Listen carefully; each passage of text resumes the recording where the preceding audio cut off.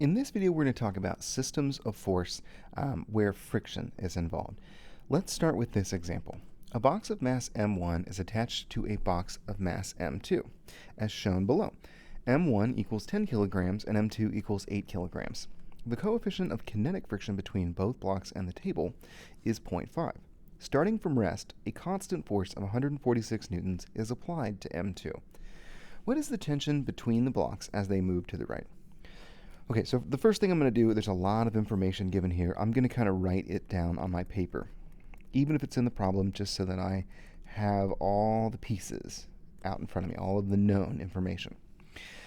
So 8 kilograms, 10 kilograms, and now this coefficient of friction is really important. It says both blocks and the table. So the coefficient of friction for both blocks is 0.5. Now, what that means is that I could write mu1k and mu2k if there were different coefficients of friction. But I don't actually need to do that because they're equal. So instead, I can just say mu k. Mu k, the coefficient of friction for both, is 0.5. So I'm going to do that. Now, if it did not say that, we would maybe have to assume that there are different coefficients of friction. Anyway, then we have this force of 146 newtons that's being applied to blocks M2. Okay, and we want to find tension, right? That's the unknown thing. So anytime you're asked to find tension in a system problem, a problem with multiple objects, that means that you are going to have to find the acceleration of the system, which it could be 0. In this case, it won't be 0. But find the acceleration of the system and then plug that back into one of your equations to find tension. To get those equations, we have to draw free body diagrams. Now, normally you can get away with kind of drawing the free body diagram on the box itself, like, weight, normal force, tension. But this is going to have a lot of forces. So what I'm going to do is I'm going to draw dots below each object to sort of give myself some room to think about the forces that are acting on each block. So let's start with the simple forces, and that's the weight and the normal force on each block. This isn't on an elevator, it's not accelerating up or down, so the weight force of m1 is m1g, and the normal force will be equal to it. So I'll write that they are equal. Now m2 is 8 kilograms, so slightly less mass, and therefore will have a little less weight. So I'll draw my arrow smaller, and I'll write that as m2g. Then there will be a second normal force, which I'm going to call n2, so I don't get confused later.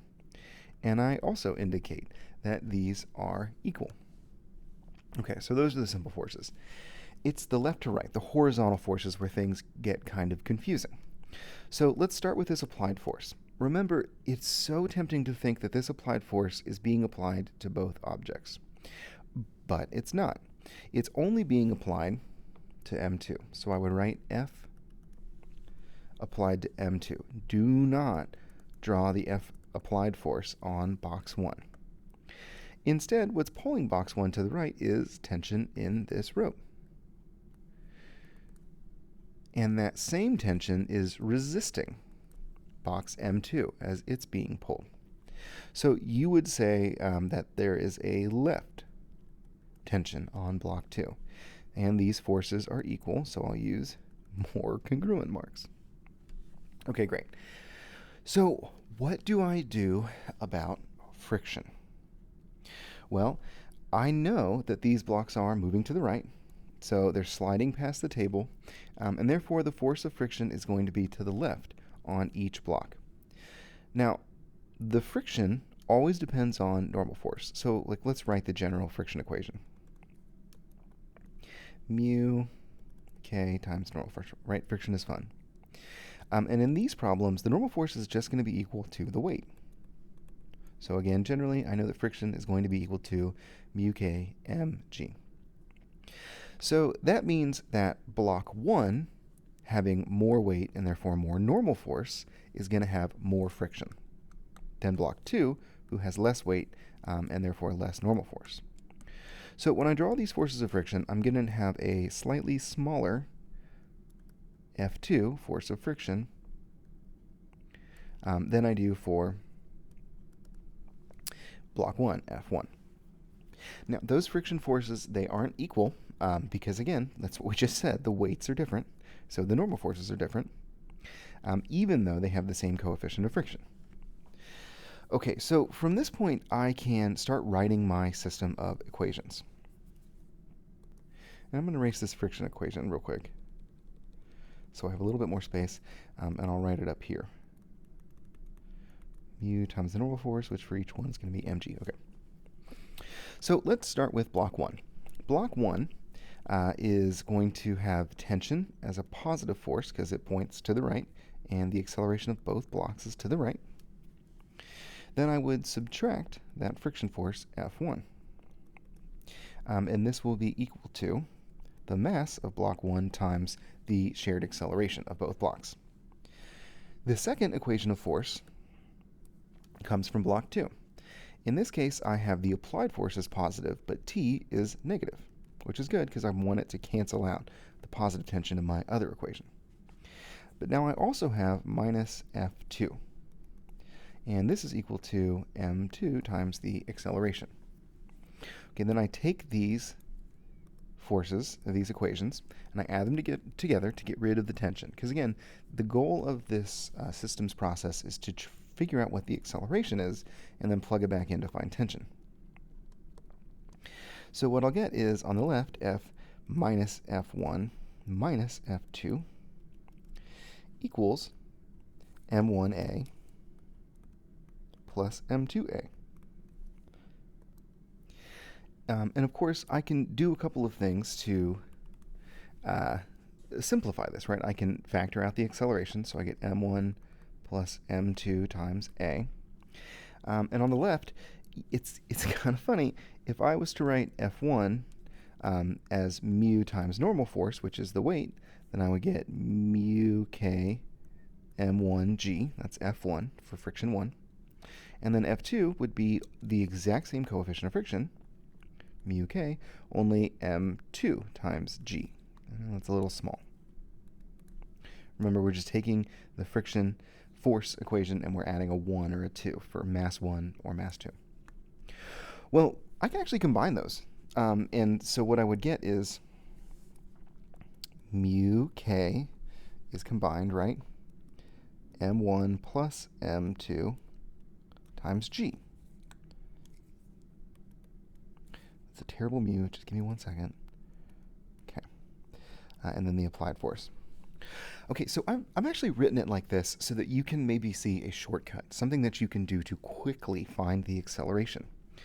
Notice that what this is basically you pretending that there is one block of m1 plus m2 with a friction force to the right, an applied force to the right, and now a friction force, which would be 1 and 2 to the left.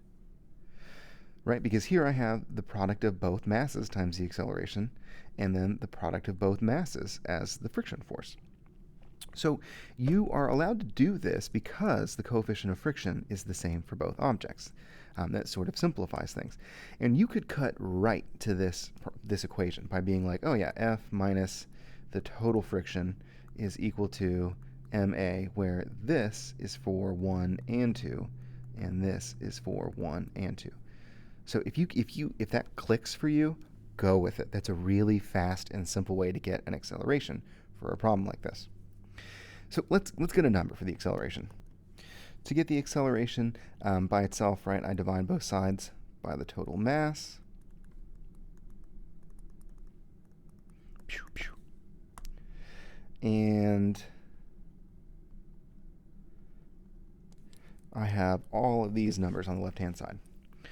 So the acceleration is equal to F 146 minus mu 0.5. M1 plus M2 is 10 plus 18. I'm sorry, 8. So 18. We'll use 10 for the acceleration due to gravity. And then we will divide by the total mass, which is 10 plus 8, so 18 kilograms. Okay, so this is 146 minus Half of 18 is 9 times 10 is 90. So 146 minus 90 gives me 56 on top, and then I divide by 18, which is going to give me 3.11 repeating. So 3.1 repeating meters per second squared. Okay, so that's the acceleration. Now what do I do with that acceleration? Well, I plug it into either of my two equations to find tension. So let me store the acceleration up here, 3.1 repeating, then get rid of this work. Okay, and now I'm just going to pick the easiest equation to use to solve tension. So that's probably this equation. I'll add F1 to both sides, so T equals m1a plus F1. And remember friction, mu times normal force, so I could write that as mu k m1g, because the weight, again, equal to the normal force. You could do some fancy factoring if you want, like m1 times a plus mu kg, but let's just plug in some numbers and get an answer. So m1 is 10 kilograms times 3.1 repeating plus 0.5 times 10 kilograms times 10 meters per second squared. Okay, so this is going to give me 31.1 repeating plus half of 10 times 10 is 50, so 81.1 repeating newtons of force. Okay, great job.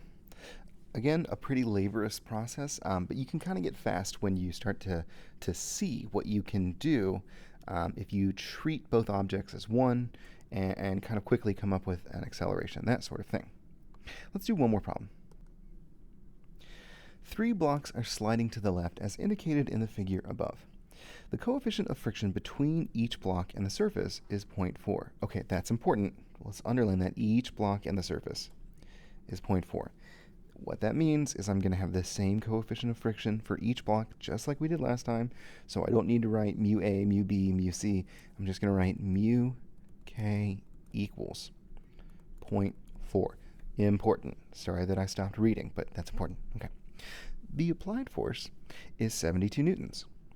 What is the magnitude that the force that block B puts on block A? So the force here. Before I kind of go through this problem and draw free body diagrams, etc., remember that only block C is being pushed by that external force F. Maybe your grandma is pushing on block C. So grandma pushes block C, but she doesn't push block B. Instead, block C pushes block B. And we call that the force between C and B. Now, if you're block C, then you're going to feel B pushing back against you. And you would have an action-reaction pair, like Isaac Newton's third law. Then we go to B. B is pushing block A, and so block A is going to experience a force that we call FAB. It's fabulous. And if you're block B, then as you're pushing up against block A, you're going to feel it push back. And we have a second action-reaction pair. Sometimes it helps to draw on the problem to kind of think about what is happening. Now, normally with these types of problems, there would not be friction. But alas, in this problem, there is friction. So what do? Well, there are going to be friction forces on all 3 blocks. You know what?